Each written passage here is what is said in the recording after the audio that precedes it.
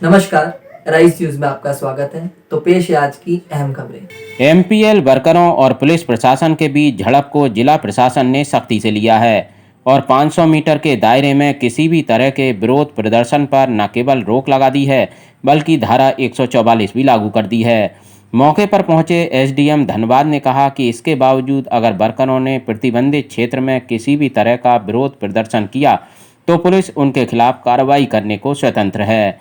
इसके अलावा प्रशासन ने मजिस्ट्रेट और पुलिस अधिकारियों के साथ बदसलूकी करने वाले वर्करों के खिलाफ कड़ी कार्रवाई करने के निर्देश दिए हैं। उन्होंने कहा कि एमपीएल प्रबंधन द्वारा पंचिंग कार्ड लागू करने का निर्णय सुरक्षा की दृष्टि से लिया गया है, जिसके विरोध का कोई औचित्य नहीं है। एमपीएल के जो प्रबंधन के लोग थे वो हमारे यहाँ पे जो मजिस्ट्रेट थे, डीएसपी साहब थे और हमारे बीडीओ बिरसा, इन लोगों के द्वारा रात को ही सारी बातें हो गई थी कि जो सेंट्रल एसेस कार्ड के द्वारा जो अटेंडेंस बनाना है उस मुद्दे को लेकर यहाँ के कुछ प्रतिनिधियों की आपत्ति थी कि जब तक हम लोग का वेतन वृद्धि नहीं की जाएगी तब तक हम लोग जो एमपीएल ने लागू किया है उसको हम लोग सेंट्रल एसेस कार्ड से एंट्री करके हम लोग नहीं जाएंगे।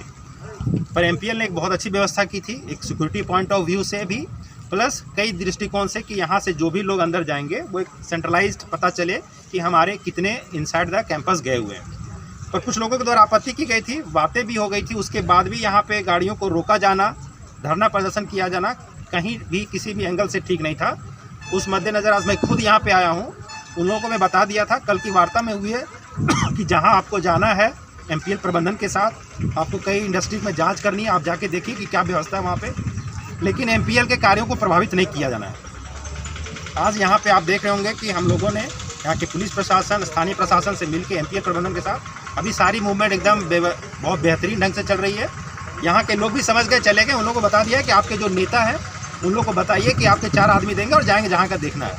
यहाँ पे धारा 144 भी लागू कर दी गई है ताकि ये बार बार एमपीएल में ये आए दिन शिकायतें आती रहती है कि लोग बेवजह अपनी मांगों को लेकर महिलाओं को आगे करते हैं।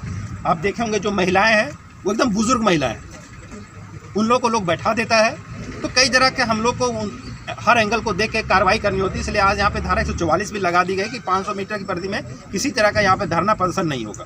इस पे अगर कोई कार्रवाई, अगर धरना प्रदर्शन होता है तो पुलिस स्वतंत्र है, उस पर अपनी विधि सम्मत कार्रवाई की जाएगी।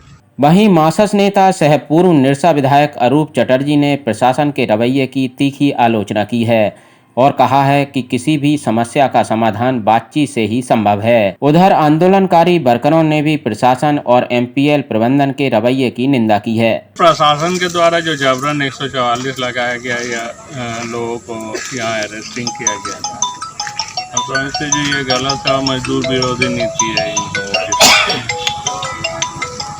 कोई भी समस्या का समाधान बातचीत से ही हो सकती है और हम समझते हैं जो एमपीएल मैनेजमेंट को आगे बढ़कर बातचीत करनी चाहिए और दोनों की लॉजिक को सुनना चाहिए। एमपीएल का ये कहना जो भाई हम लेबर डिपार्टमेंट झारखंड सरकार को नहीं मानेंगे और जो कानून है वो एमपीएल की अपनी कानून को मानेंगे, ये गलत है।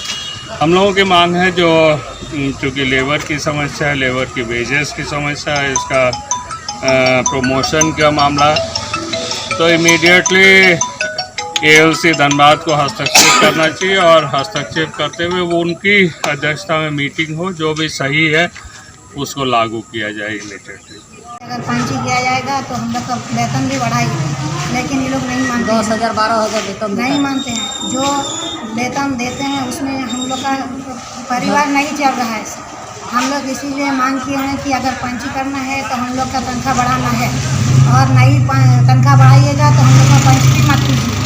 लेकिन एमपीएल लोग को ये मानना नहीं है, इसीलिए हम लोग यहाँ बैठे हैं धरना के लिए।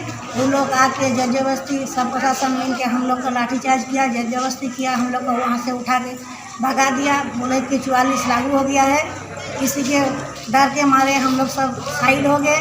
लेकिन सर ये अन्याय है, हम लोग तो अपना मांग चाह रहे हैं, हम लोग तो दूसरा कुछ नहीं चाह रहे हैं ना। उन लोग से हम ही लोग का ज़मीन लेके उन लोग यहाँ राज कर रहा है सर, हम लोग भूखे मर रहे हैं।